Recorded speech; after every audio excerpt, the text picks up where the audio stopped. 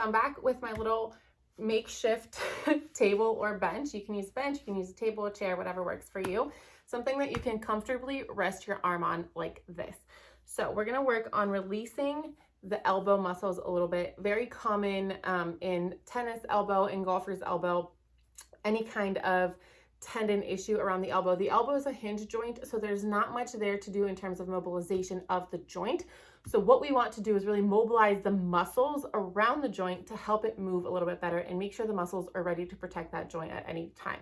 So you're gonna take your lacrosse ball and with your other hand, kind of dig into it. You can roll it back and forth like this, and I guess I should say you should do both of these.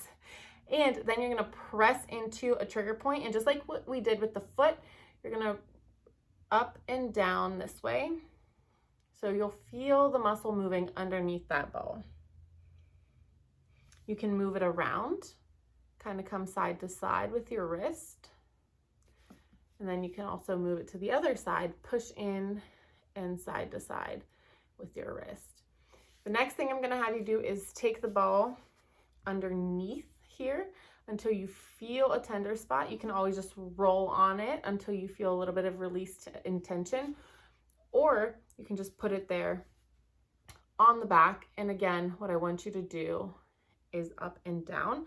That puts that trigger point kind of on blast, and you'll feel that moving side to side. If you don't have the ball, or if you don't have something to lean on, you can always just use your fingers. Take like 2 or 3 fingers, dig into a spot that feels kind of tight, and then move side to side, up and down. You can do this in the front, this way.